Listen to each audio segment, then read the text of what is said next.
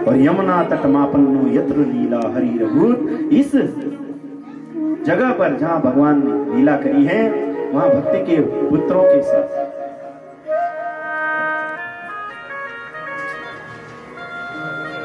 गंगा यमुना सरस्वती आदि।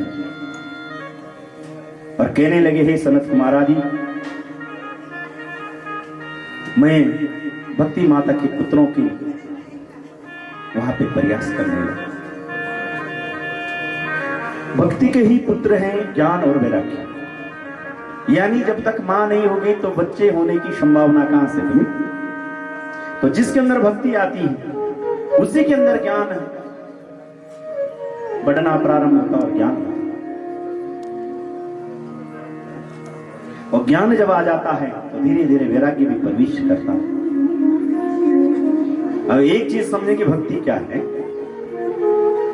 भक्ति नदी की तरह है, नित्य और नवीन है, नवनीत है। नदी का जल देखा आपने, आया और हमारे सामने से गया, वो भी ताजा, जो फिर आ रहा वो भी ताजा। और नदी के ऐसे ही नहीं कि आप गोमुख में है तो गंगा जी वहीं पर ही पवित्र है जहां चल रही है, कहीं तक भी आप जाओ वो पवित्र है, नित्य।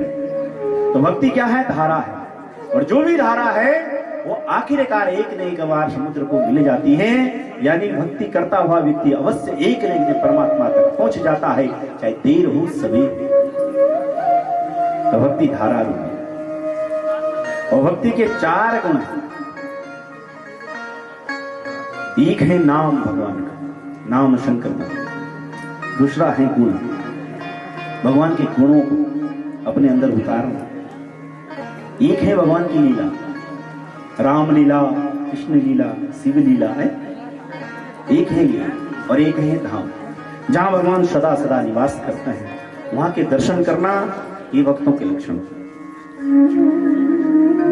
एक होता है ज्ञान, जो और ज्ञान के क्या लक्षण है? वेद, वेदांत, शास्त्र, उपनिषद, जो इकट्ठा किया हुआ ज्ञान है, जो हम पढ़ते हैं ना वो इकट्ठा होता है, तो किससे क्या कहते हैं? ज्ञान। और ऐसा ही कहीं कोई डबरा सा बना हो और उसमें अगर इकट्ठा किया जाए जल, तो क्या हो गया? तालाब। तो ज्ञान क्या होता है? तालाब की तरह होता है, इकट्ठा किया।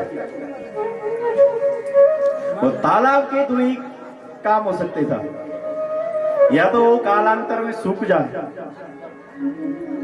या उसमें खरपतवार पतवार पड़े और वो सड़ने लगे।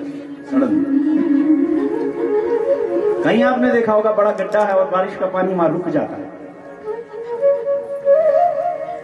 और वो बारिश का पानी आपने देखा कुछ दिनों बाद में वो सूखने लग जाता, या तो धीरे धीरे कीचड़ की तरह तो सड़ने लग जाता।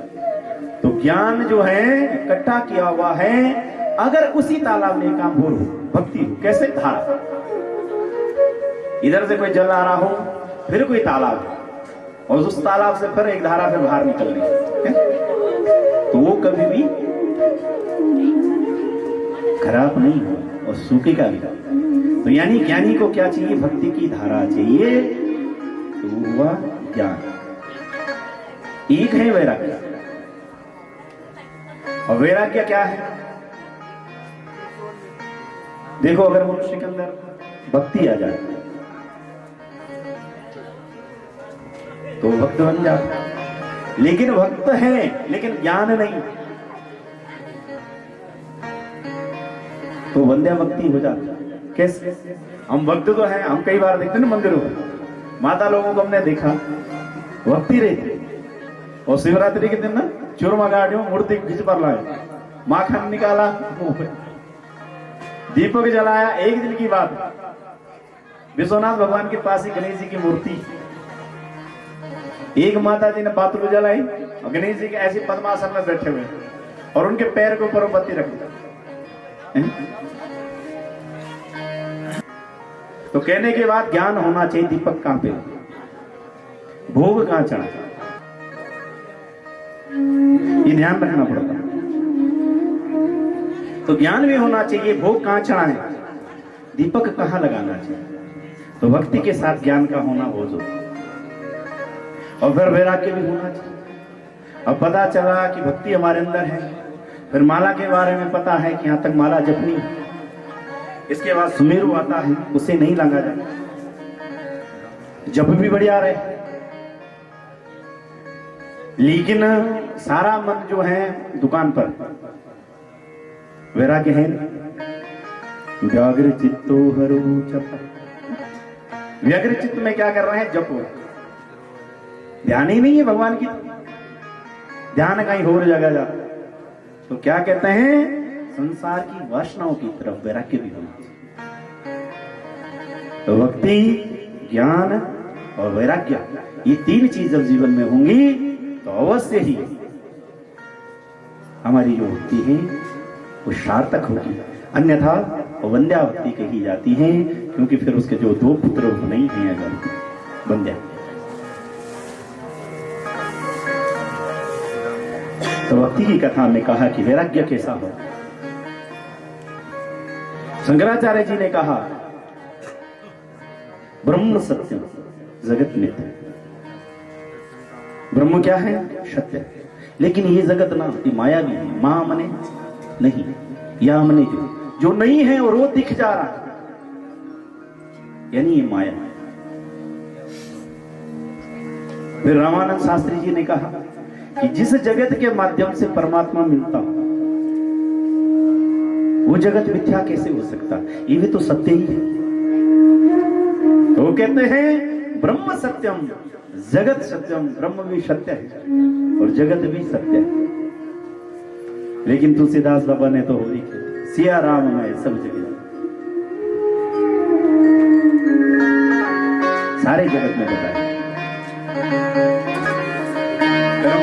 सिया राम जग जानी, सिया राम जग जानी, करहु प्रणाम जोरी जुग पानी, करहु प्रणाम जोरी जुग पानी। सिया राम मैं सब जग जानी, सिया राम मैं सब जग जानी, करहु प्रणाम जोरी जुग पानी, करहु प्रणाम जोरी जुग पानी।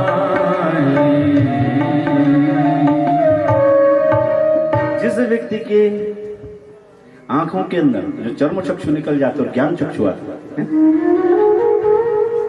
चर्म चक्षु इन्हें कहते हैं जिनसे हम संसार को देख रहे हैं और संसार ही दिखता है। और जब ज्ञान चक्षु आते हैं तो वो कहते हैं कण कण में है छवि भगवान की, और किसी सूझ वाले आंख नहीं पहचान की। और मेरा कण कणों से शंकर दिखता। एक साधु थे, वो घास पर भी पाँव नहीं रखते, बचा के चलते थे, चीटा तो ना दबरा हो, और मस्त रहते। उन्हें हर किसी में भगवान दिखता। हंस रहे हैं, यहाँ से वहां कूद रहे, वहां से वहां कूद रहे। एक आए, क्या कर रहे हो महात्मा? बोले यार घास है ना, इसमें भी भगवान, इसमें जीव है, मैं इसे पैर से नहीं दबाता, ये भगवान। इसीलिए लोग, कई लोग तीर्थ यात्रा में आते हैं और सत्संग करते करते आते हैं, उन्हें लगता है कण कण में भगवान।